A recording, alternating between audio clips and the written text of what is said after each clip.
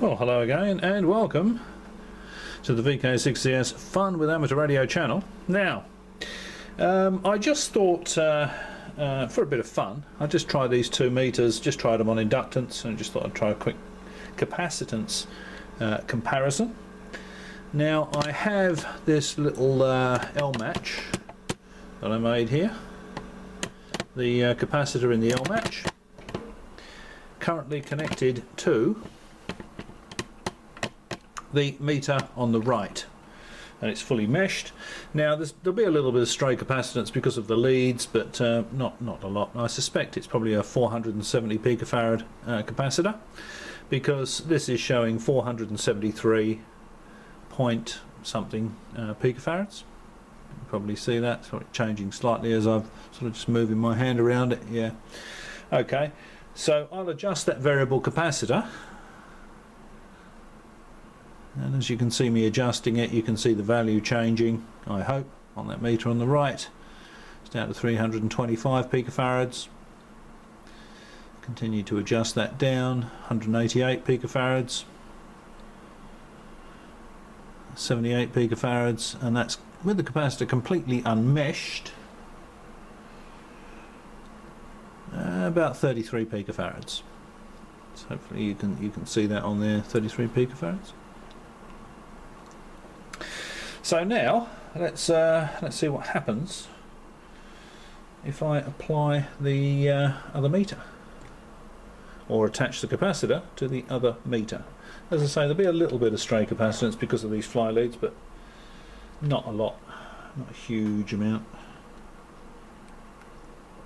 So first things first, I'll just get the leads in roughly the spot I'm going to be using them in. Be like that. I'll turn the meter on and I'll set it to the smallest capacitance range, 2NF, which is 2000 picofarads. Will this adjust? Yeah, so this adjustment seems to work only on the capacitance range on this particular meter. Remember, I tried it on the inductance range, it made no difference whatsoever.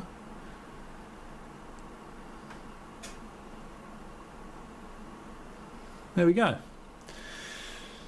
Now I'll put that on the capacitor.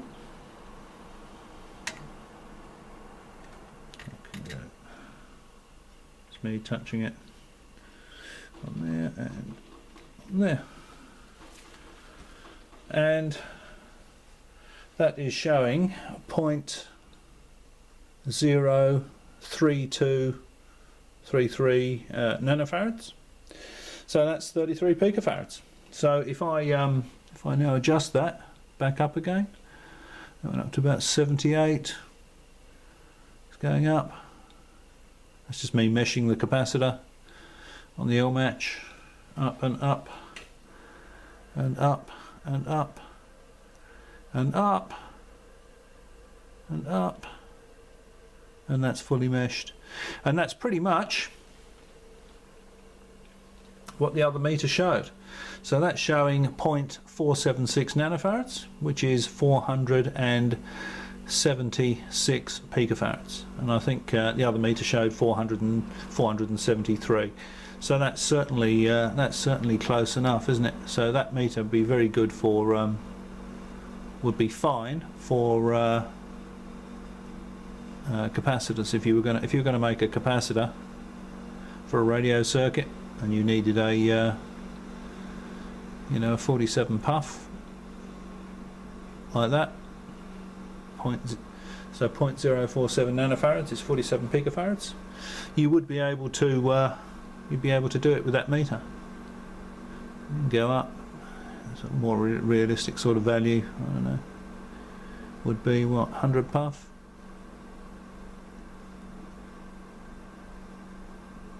There we go. That's 100 picofarads, as adjusted on my L match variable capacitor. Okay, well there you go. So this meter here will be fine for capacitors in radio circuits, but not so good for the inductors. But that's quite impressive actually. I mean, if it will read down to 30 odd picofarads, get that smaller.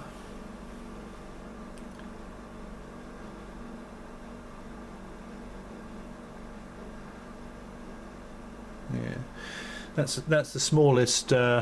That's the lowest value that variable capacitor will go to, 32, 33 picofarads.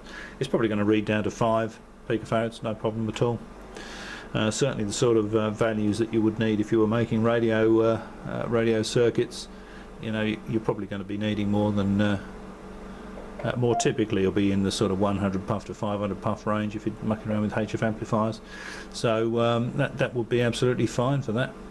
All right. Well. Again, thanks for watching. Hope you found that interesting or useful or both. I'll catch you next time.